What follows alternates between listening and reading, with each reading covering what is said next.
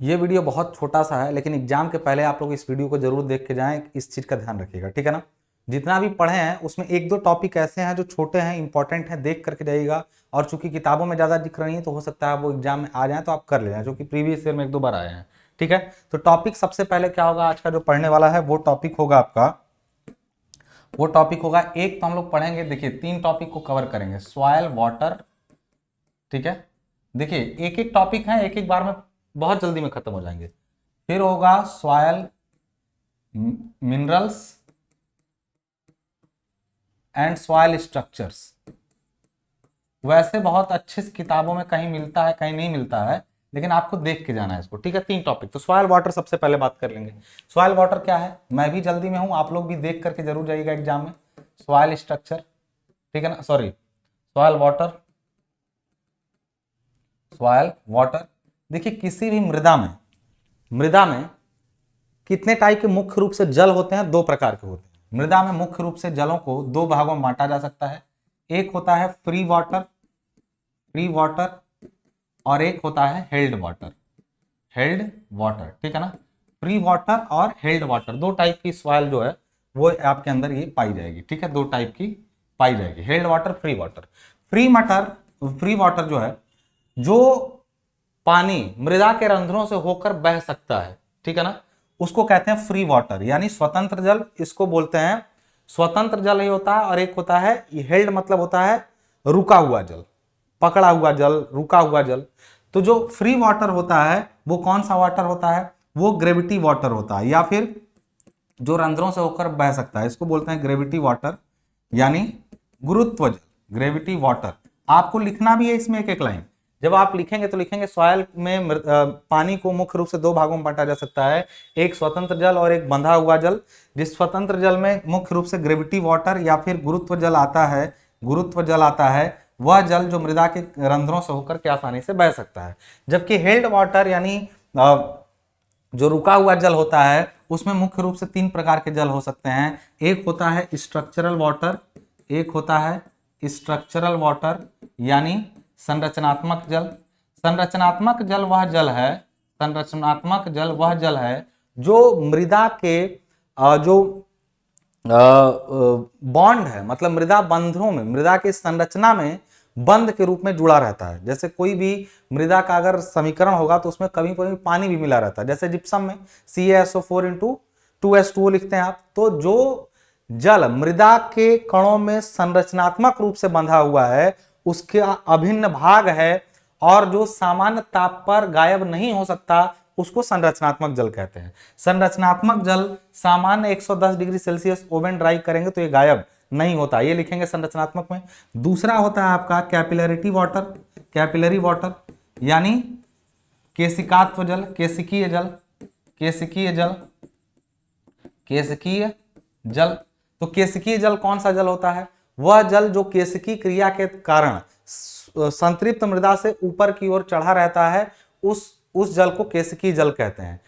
यह पौधों के ग्रोथ के लिए सबसे महत्वपूर्ण जल माना जाता है। कैपिलरी वाटर ही होता है जो पौधे ले जाकर के इनसे अपना सिंचन होता है, पौधों की वाटरिंग जो होती है वो इन्हीं से होती है, केशिकीय जल द्वारा ही। तीसरा जल जो होता है, और ये सामान्य ताप पर मतलब 110 डिग्री सेल्सियस पे उड़ाया जा सकता है। तीसरा जल जो आपका होता है उसको कहते हैं हम लोग एडजॉर्ब्ड वाटर। मैं नाम भी हिंदी में भी लिखता रहता हूं, एब्जॉर्ब नहीं, एडजॉर्ब्ड वाटर। इसको बोलते हैं अधिशोषित, अवशोषित नहीं, अधिशोषित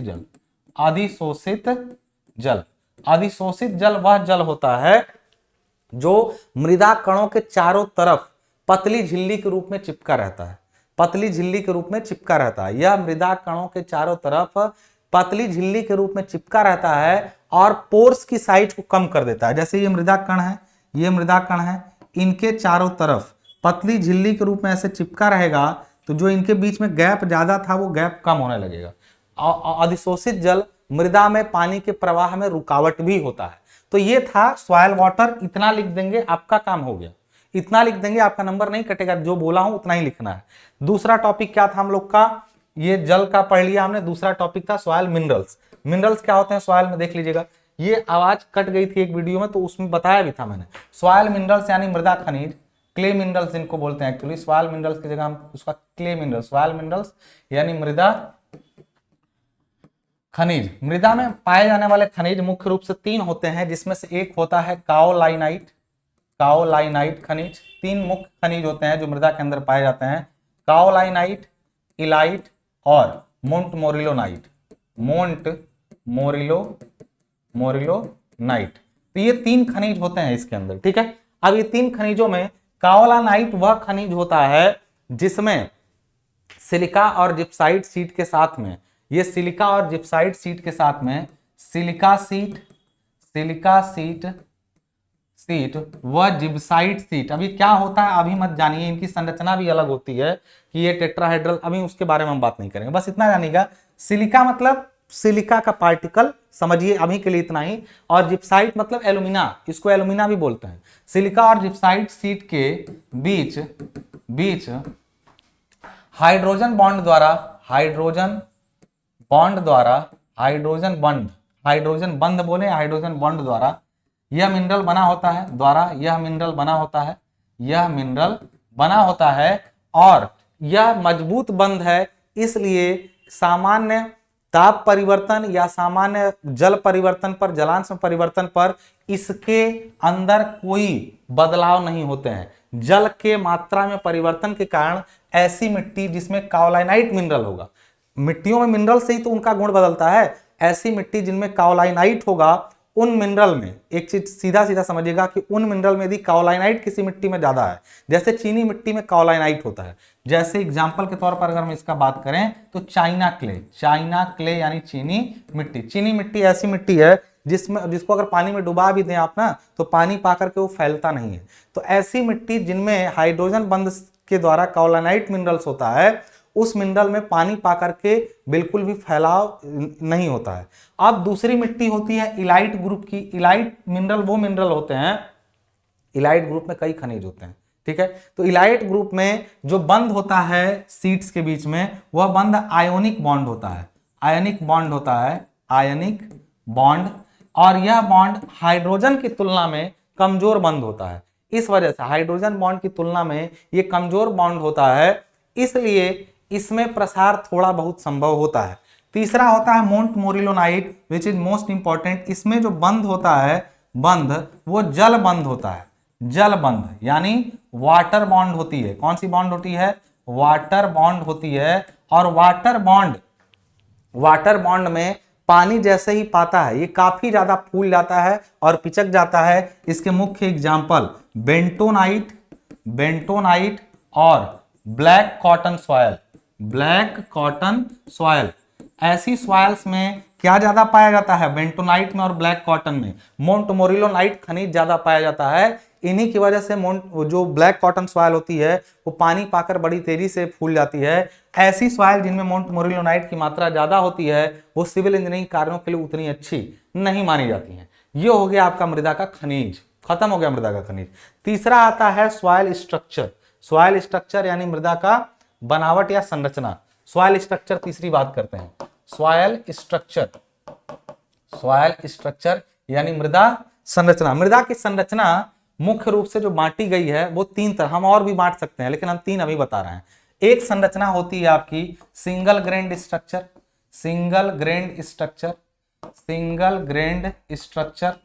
यानी एकल कण संरचना, नाम याद रखिएगा, एकल कण संरचना। दूसरा आपका होता है आपका हनीकॉम्ब स्ट्रक्चर। हनीकॉम्ब मत कहिए, पहले ये लिख लीजिए, दोनों है, मतलब पहले आप लिख लीजिए फ्लॉकुलेंट स्ट्रक्चर, या फिर आप इनको कह सकते हैं, फ्लॉकुलेंट स्ट्रक्चर को आप कह सकते हैं उड़नी संरचना। इसको क्या बोलते हैं? उड़नी संरचना। और तीसरा जो होता है वो होता है हनीकॉम्ब स्ट्रक्चर। मैं सबके बारे में बता देता हूं। हनीकॉम्ब स्ट्रक्चर जिसको बोलते हैं हम लोग मधुमक्खी के छत्ते जैसी संरचना होती है। इसका हिंदी नाम हनीकॉम्ब का मुझे याद नहीं आ रहा एक्चुअली। हनीकॉम्ब मतलब मधुमक्खी के छत्ते जैसी संरचना लिख सकते हैं आप, मधुमक्खी के छत्ते जैसी संरचना। मधुमक्खी के छत्ते जैसी संरचना, ठीक है ना। अब ये क्या होता है इस पर भी बात करते हैं अभी। चौथा एक और लिख सकते हैं हम लोग, डिस्पर्ज स्ट्रक्चर। डिस्पर्ज, अभी और भी है, मैं कम बोल रहा हूं। डिस्पर्ज स्ट्रक्चर मतलब मृदा की बनावट। यदि मृदा में जारो लिखेंगे तो इसमें पहले सिंगल ग्रेन बनाए, उसके आगे ये डायग्राम बनाइएगा। जिस मृदा में ऐसे कण होते हैं जिन पर केवल गुरुत्वीय बल प्रभावी होता है, गुरुत्वीय बल ज्यादा प्रभावी होता है। गुरुत्वीय बल प्रभावी होने का मतलब जैसे बालू वगैरह है, उनको किसी कंटेनर में आप रखेंगे तो बालू पूरी नीचे चली जाएगी, एक दूसरे से चिपकती नहीं है। इनका भार नीचे काम कर रहा होता है और भार ज्यादा होता है। तो ऐसी संरचना जिनमें गुरुत्वीय बल प्रभावी होता है, बार बार समझिएगा, ऐसी संरचना जिसमें गुरुत्वीय बल प्रभावी होता है वैसी संरचना सिंगल ग्रेन्ड स्ट्रक्चर बनाती है। जबकि ऐसी संरचना जिसमें सतही बल, सतही का मतलब एक कण यहां है, दूसरा कण ऐसे नीचे गिर रहा था लेकिन इससे चिपक गया, तो इसकी सतह, ये कण बड़े होते हैं, ये कण छोटे होते हैं, ये सतह इसकी इससे चिपक गई, ये इससे चिपक गया, ये इधर चिपका है, ये इसके मतलब सतही बल ज्यादा प्रभावी है। सरफेस एनर्जी बड़ी है उसके ग्रेविटी फोर्स से, ये नीचे नहीं जा रहा बल्कि चिपक के रुक जा रहा है। तो सतही ऊर्जा ज्यादा प्रभावी है, इसमें गुरुत्वीय ऊर्जा प्रभावी है। और तीसरा जो हनीकॉम्ब होता है उसमें दोनों होते हैं, कुछ पर सतही और कुछ पर ग्रेविटी, यानी मधुमक्खी के छत्ते जैसा, जैसा कहीं भारी कहीं हल्का। तो ये होता है तीसरा वाला। ये पहला है जिस पर गुरुत्वीय बल प्रभावी है, दूसरे पर सतही, तीसरे पर गुरुत्वीय और सतही दोनों बल प्रभावी हैं। लेकिन चौथा एक होता है जब किसी सॉइल पर, इन्हीं पर अगर दाब वगैरह लगा दिया जाए और इसके सभी कण ऐसे पैरेलली अरेंज हो जाएं, ऐसे क्या हो, पैरेलली अरेंज हो जाएं, तो ऐसी संरचना को डिस्पर्ज स्ट्रक्चर कहते हैं। हिंदी नहीं याद आ रहा है, आप ऊपर के 3 भी लिखेंगे तो चल जाएगा।